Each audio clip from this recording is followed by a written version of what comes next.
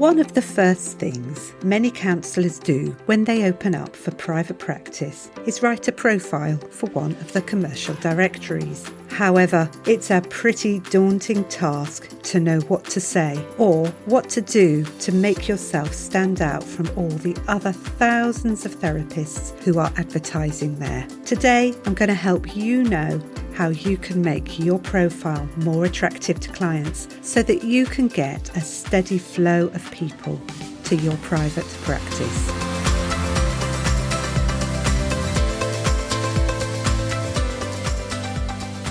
I'd like to start off by telling you a little story that happened to me to illustrate the power of having a profile on one of the commercially available directories. I started my private practice back in 2012, and shortly after I started, I was sought out by a charity who were looking to fund counselling for one of their users. The reason they chose me was because of my particular knowledge and skills that I'd obtained not through counselling, but from previous work. These were listed on my profile.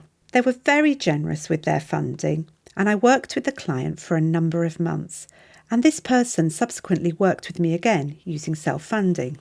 Fast forward 10 years, and I received a request from that same client to work with them again. This often happens in private practice. When you work well with clients, they don't forget you, and they may want to work with you again in the future. At that point, my directory entry hadn't been live for about 5 years. But it just goes to show how the investment of your time in terms of writing your profile and getting it to work can pay off long term. It can really benefit your practice in bringing in new clients and also bringing in recurring clients over a number of years. But, and it is a big but, so many counsellors say the directories don't work for them. Why is that? I'm going to be answering that question over several episodes where I'll talk about the do's and don'ts of writing your directory profile. However, there's only so much I can do to help you with your profile by talking about it. And what I love to do is actually to get my eyes on what you're saying and help guide you in improving your marketing. Just today, I have heard from one of my therapy growth group members who's now oversubscribed in her practice. The reason for that is the work she's done over the past few months, where I've helped her improve her messaging on her profile. Coming up next month, in June 2024, I'm running another round of my successful Make Your Profile Work challenge in Therapy Growth Group. It includes training on what to include on your profile, and then importantly, the group spends time together applying that to your personal situation, who you are as a therapist and the people you want to serve.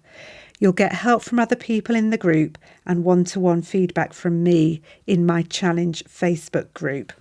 If that's something you're interested in, I'll pop a link to the Therapy Growth Group in the show notes of this episode. Remember, your membership will not only give you access to the Make Your Profile Work challenge, but group coaching and a library of courses, such as how to set up in private practice and how to find more clients. Now, coming back to directories, the number one thing I'd like you to take away from today's podcast is the thought: people don't lie awake at night thinking I need counselling. They lie awake at night thinking about their problems. That is so important, I'm going to say it again. People don't lie awake at night thinking, I need counselling. They lie awake at night thinking about their problems. What does this mean, and why is it significant? Well, first off, let's try a few questions. Are people lying awake at night thinking, I need transactional analysis? Or, I need trauma therapy? Or even, I need cognitive behavioural therapy? And a follow-up question for you to consider.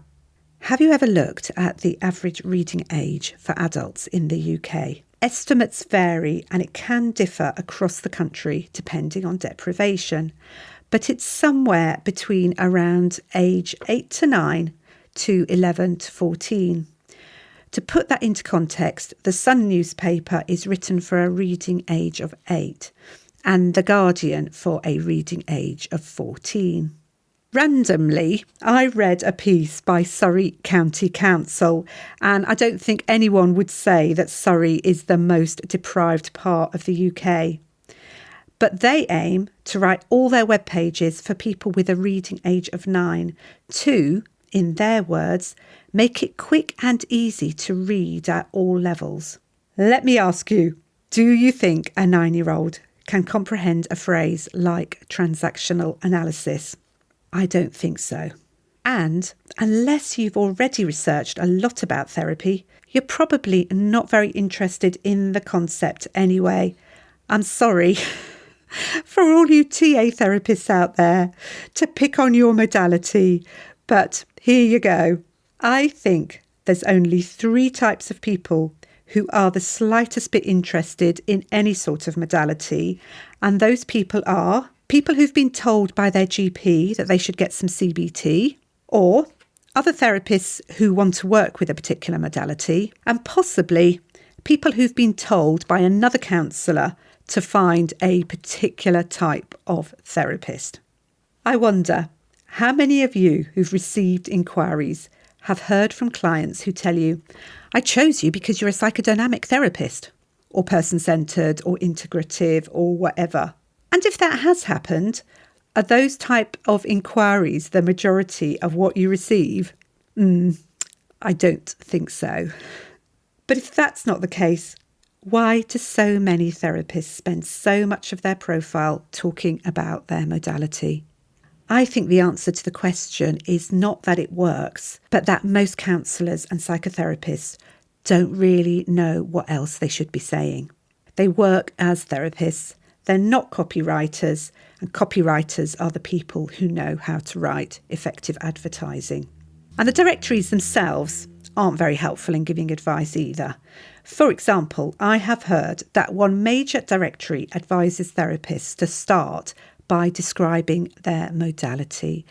I vehemently disagree with that for reasons that will become obvious. So think really carefully about the technical phrases that you use in your profile. It's tempting to want to show people that you're well qualified, and I know you have worked really hard for that psychoanalytic psychotherapy doctorate, and you're deservedly proud of it. But it sounds really scary. Imagine you're the client. Would someone with a master's in systemic psychotherapy really be interested in the sadness that I feel because my dog has died? Often you'll hear people in therapy saying, I'm sure you've got more important things to hear about than my problems. You must see people with much more serious problems than me. And I think that's heartbreaking to hear, because we know that everyone is important, and that downplaying your problems is a symptom of not being valued and not valuing yourself. And that's something we really long to help people with. People suffering pet bereavement are important. Pets are important. Sometimes that bereavement could be the tip of the iceberg, with loss, loneliness and attachment issues lying beneath the surface.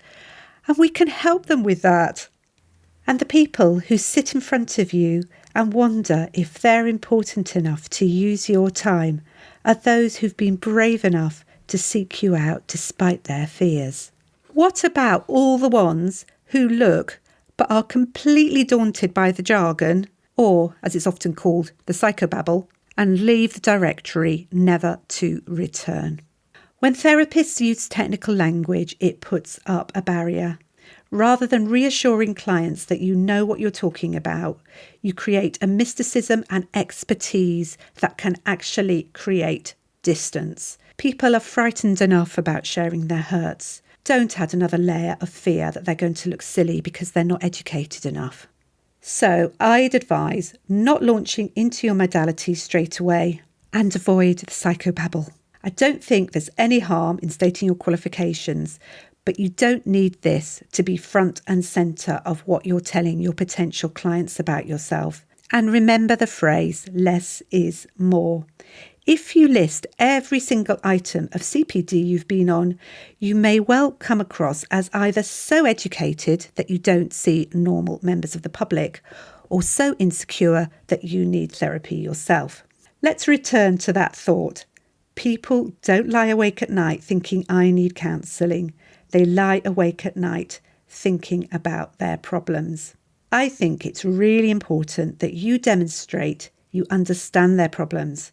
And that's why I don't agree with starting with your modality or your qualifications. The client may check those things out later, but first and foremost, they're looking for someone who will understand their problem and know how to help. Remember, when a client opens up a directory, they're going to be confronted with a lot of information about different counsellors, and they're going to be seeking to exclude people very quickly. In a forthcoming episode, I'm going to talk more about this exclusion process and what's important. But today, I want you to think particularly about the language that you're using. When clients begin to look for counselling, they're usually looking for someone who can help them with their particular issue. However, they're not therapists. They don't necessarily have names for what they're experiencing. All they know is that they're worried about something, or they lack the energy to get up in the morning, or they're scared rigid that their relationship is failing, or they can't stop crying. As therapists, we tend to look at their problems differently. We may name their problems differently, or we may name the underlying issues. And unless potential clients are aware that's what we call their problems, they're likely to miss out on finding someone who can help.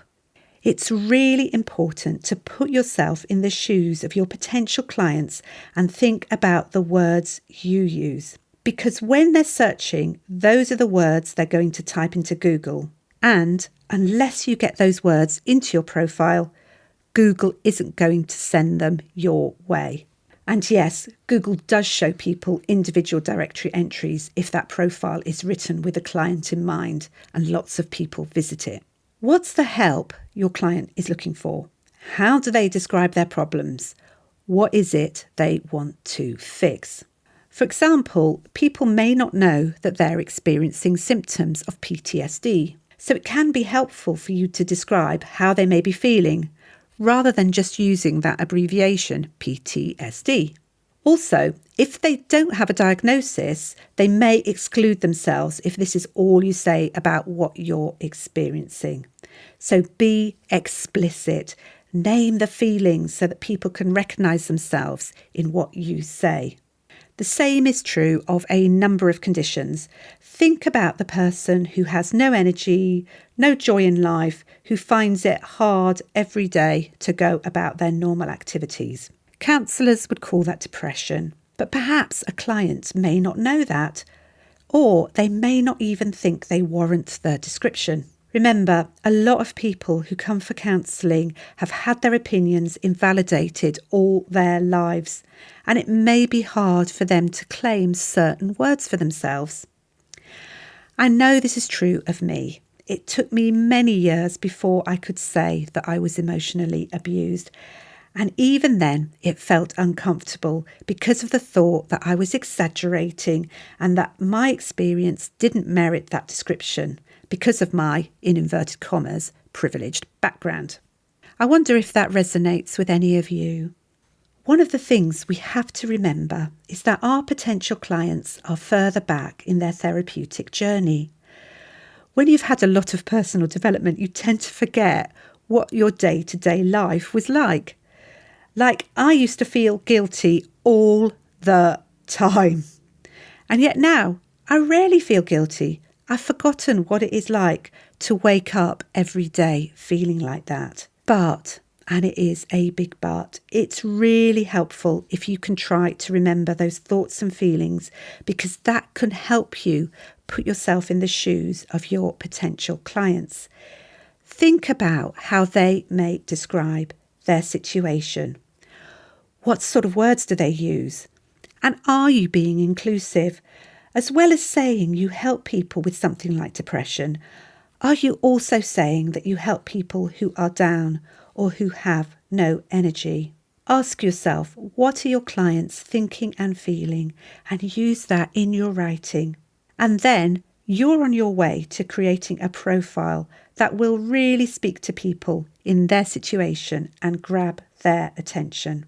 And when that happens, what you'll find is you won't get speculative inquiries that someone is writing to a whole bunch of counsellors. You'll get clients who say they're so glad they found you, that your profile stood out to them because you seem to understand exactly how they feel. They will want to work with you, and even if you haven't got space, they'll be willing to wait. These are also the people who, believe me, you'll be able to work really well with. It will be a great match of counsellor and client because, as you've demonstrated, you understand their problems. And that will help you establish a practice where you'll be getting recurring bookings and referrals due to recommendations by happy clients. Just like me, your directory entry will be a source of clients for years to come. Thanks for listening. Do come and join my Facebook community, Good Enough Counsellors. And for more information about how I can help you develop your private practice, please visit my website, josephinehughes.com. If you found this episode helpful, I'd love it if you could share it with a fellow therapist or leave a review on your podcast app. And in closing, I'd love to remind you that every single step you make gets you closer to your dream. I really believe you can do it.